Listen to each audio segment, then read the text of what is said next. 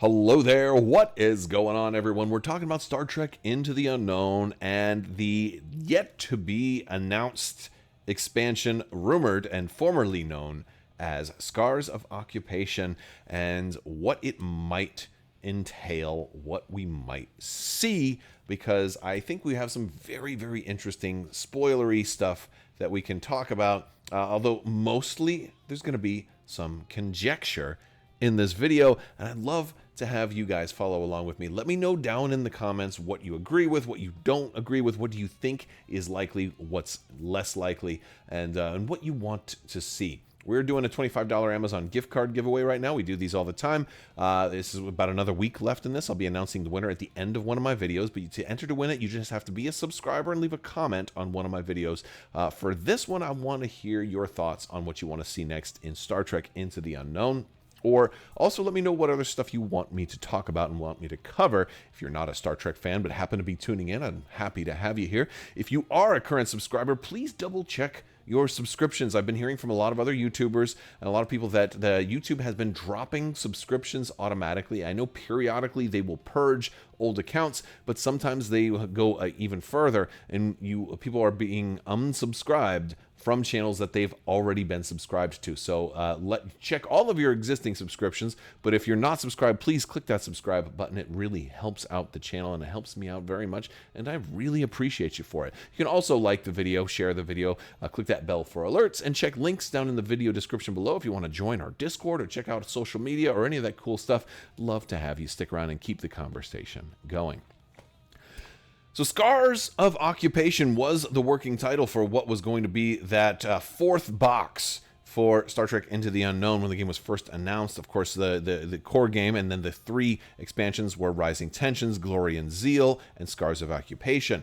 We've already seen Rising Tensions and Glory and Zeal, but we have heard from some folks that are very, very closely affiliated with the project that the Scars of Occupation has been through a little bit of a rework or redesign, kind of changing the scope a little bit of what exactly that box is going to cover, and that won't necessarily be the same name anymore. While we don't know what it's going to cover, it's led people to certain types of speculation on the timeline and what we've seen so far, what we did expect it to cover, and what it might cover, especially with another hint that we were given is that some special types of fans are going to be very, very happy with some of the crew that are featured. Now, that could be a million different things, but I'm going to walk you down a certain path that supports one theory that I think you might get a kick out of, depending on what maybe your favorite series of Star Trek is. So initially, it seemed like Scars of Occupation was going to be centered around Bajor and the Cardassian occupation of Bajor. The name, of course, is very fitting for that. Scars is a very fitting term for what the Bajoran people have gone through. They aren't occupied anymore. The wound is no longer open. It's starting to heal. It's healed. The Cardassia is gone. But Bajor is standing on their own now, although they're not necessarily strong enough to stand on their own, considering the wormhole has just opened and there's a station there, and they need the Federation's help just to stabilize the region, especially in the light of the new Dominion presence on the other side of the wormhole and all of these things. And in the light of all of this, Bajor is changed, and they're healed, but they're not the same. Much like a scar and how the flesh will heal, but maybe it's a different color. Bajor is certainly sort of a different color. At least Kira Nerys is. She's wearing a new uniform now, right? She's helping run the government as opposed to just fighting and finding out it's a whole lot easier to fight and a whole lot harder to actually sustain and run a new government. One of my favorite episodes of Deep Space Nine from Season 1 is called Progress. Check it out. It really embodies that quality and that journey that Kira finds herself going on. And now that she's the man and not necessarily the fighter, right? So very cool stuff. I won't get too far off topic, although I love to chat about Deep Space Nine and I could do it all day. So what we know is that it's not necessarily going to be what we thought. Or at least it's not going to be what it was originally intended to be. And it seems, now that we've seen Glory and Zeal, and that it has only one Galore class and then a transport for the Cardassians, that it's not necessarily the full-blown Cardassian all-encompassing box that we thought. So it definitely seemed to me like Scars of Occupation would have also had Cardassian ships, like a Keldon or maybe a second Galore or things like that. Now, those could still be coming. They may still be in this box. They may not. There's been hints that more ship packs are going to be coming, and when there's a lot of product in development right now, which is very cool. A lot more announcements are supposed to be coming in the next coming weeks and months. So it's a very exciting time if you're a fan of Star Trek and Star Trek Into the Unknown and tabletop gaming and starship gaming in general. But we might be getting a different box of Cardassians. This new expansion might focus on something different. Now, I don't think Bajor has enough ships to really make them kind of stand as a recognizable navy. I don't see them being a self-sustaining faction, because that wouldn't be thematic. It wouldn't justify why the Federation had to come on board. It's kind of like the Vulcans, right? You see that one ship, but that's the only ship you see. It's kind of hard to do a whole faction when there's only one recognizable ship. And again, you want your stuff to be kind of recognizable. You want things to, like, people to be walking by and see them on the shelf and say, oh, I know that ship, I'm going to pick it up, right? Like, that's why they put the Enterprise in a box that was really kind of more about the Defiant. But again, you need things to be recognizable. The Bajorans have, I think, one ship that's a little recognizable, but not all that much. You know what is a little bit more recognizable, though? A Maquis ship. Of course, this opens the door for a lot of really cool things. They could be doing the Maquis. That is certainly a part of what Bajor has gone through, although they aren't necessarily aligned with the Federation. They aren't necessarily aligned with Bajor. They're probably closer aligned with Bajoran interests, but not necessarily the good guys, right? They could certainly potentially be their own independent faction. And they might have characters with dual allegiances. Since so much of this game does include Star Trek The Next Generation, I think this is a great opportunity to have Ro Laren. A certain type of fan base might be if you're a Bajoran fan.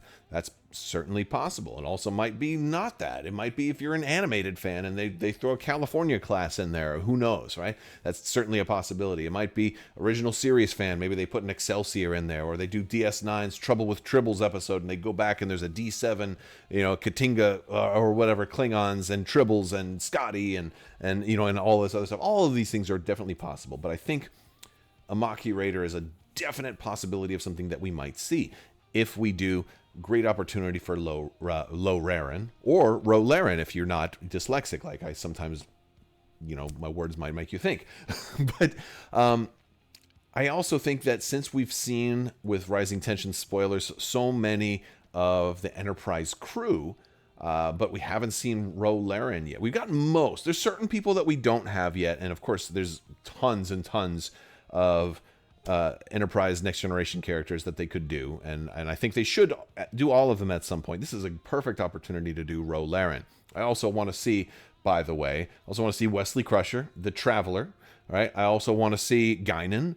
I also want to see Dr. Pulaski, for the sake of completion. Not my favorite doctor, but she was all right. She was all right. Sherlock Holmes seemed to like her. There's a lot of... I want to see Loaxana Troi. I think Loaxana Troi would be like the Jar Jar Binks of this whole game, and she could be so much fun. She could be, and empathy is a realistic skill. There's so many I think Loaxana Troi would be like one of the most fun characters in the whole game. There's a lot of cool recurring characters I'd love to see. Ro Laren is one of those, and I think she absolutely deserves a spot here. If you're doing anything Maquis related, easy dual faction character, right? Easy person with multiple allegiances.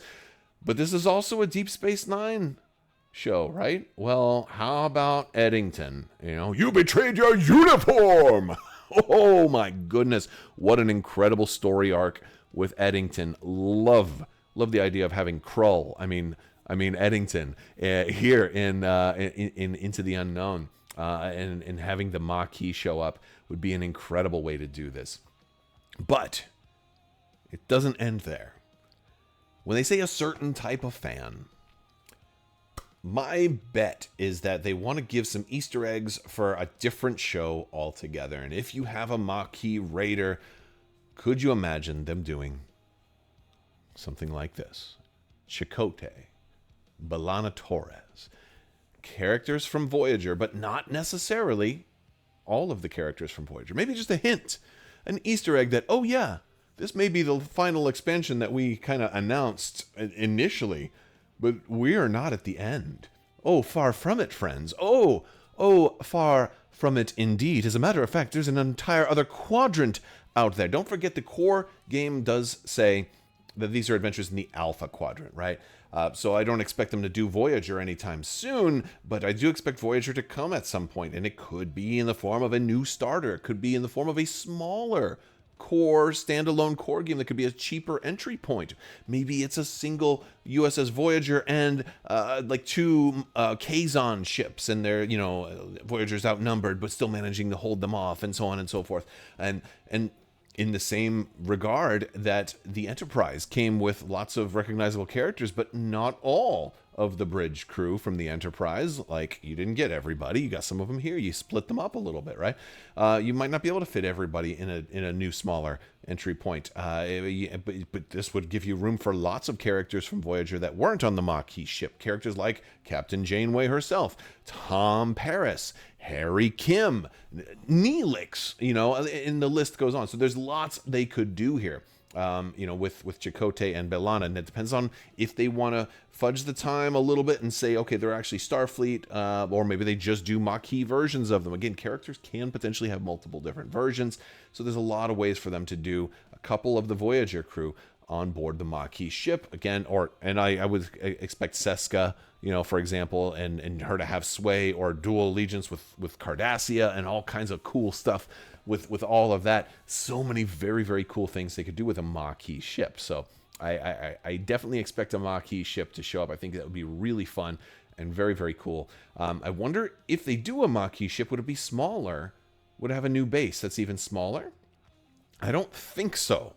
I'll say this because even shuttlecraft still use like a small ship kind of size base, right? It's very like I don't know. I don't know exactly. It's a little smaller than that, but they don't give it a whole different base for a shuttlecraft. Like, it's just the token. So if they're going to do a whole ship, I think they'll probably give it, just make it a small ship on a small base. But then again, we might end up seeing a new plastic size base. So who knows? There's another character I think that would be on board this particular ship, and that would be Tuvok. Now, keep in mind, Tuvok was an undercover spy, so he could actually be a Federation officer at the time. There's a lot of very cool stuff like that they could do. But Tuvok was also in the Mirror Universe when Deep Space Nine was doing Mirror Universe episodes. Tuvok was there, which was like totally like a surprise, right? I'm like, what? So again, I do expect, I think out of everybody, I'd say Tuvok first and foremost, and then Chakotay, and then B'Elanna, and Seska and some of these other characters, potentially could all be there. There's definitely a lot of options, and that would be a very cool thing. And this could be just the Easter egg to pave the way for other things. But then again, I could be totally wrong, and maybe this certain type of fan base is Mirror Universe fans of the Mirror Universe that want to see all kinds of cool, crazy stuff like evil Kira and evil Spock and all kinds of weird stuff. Again, I do think Mirror Universe is stuff that could absolutely work in this game, but I do think it's a little bit farther out. I think it serves a little bit more closer to reality to do existing personnel affiliated with Voyager that happen to be working, in the interests of Bajor at this time in the story. So I think it absolutely works, and also paves the way for Voyager to do a full thing. By the way, if they do Voyager, I need justice for Tuvix. I mean, I need a Tuvix card, and he will never go down on a away team. I won't never risk him get captured. We need justice for Tuvix, because that was murder. It was straight up murder. It was, of all the things Voyager did wrong, right? That was one. It was it was such. But I'm glad they did it, because it was such a cool episode, and we're still talking about it decades later. It's a very cool thing. I'd love to see them do Voyager in this game at some point too. My prediction, I've got a lot of predictions about it maybe being a separate standalone core box, maybe a single ship, and then there's other ships they can do, like what the Equinox and stuff like that. There's lots of other things that they could do. if they do a Voyager box. Actually, Equinox would be a really cool thing. And they eventually did some really cool stuff. You talk about ships that have like pieces that separate and can be flown independently. You got lots of options there. So again, Voyager, a lot of really cool stuff. Plus, that paves the way to do the Borg eventually. I do think the Borg probably should show up in this game at some point. I'm in no rush for that, but I think Voyager would be a great opportunity to pave the way for like an all-out war against the Borg in a big like Borg cube format, where this isn't a normal game of Into the Unknown. This is survival, and we need guns blazing, like the big like tour de force. Throw everything you have on the table. See if you can take out this Borg cube. Make a great opportunity for conventions and things like that. And then they could do like maybe smaller spheres and things like that for you know, they could do tactical cubes. There's a lot of cool Borg stuff that they could potentially do with this game, but the game doesn't need that just yet. It doesn't. We're not at that point yet. There's so much actual like scientific and diplomacy and discovery and exploration that goes on with this game. We don't necessarily need a pure combat mode just yet. Although I would love a pure combat mode at some point, and the Borg would be a really cool way to do that.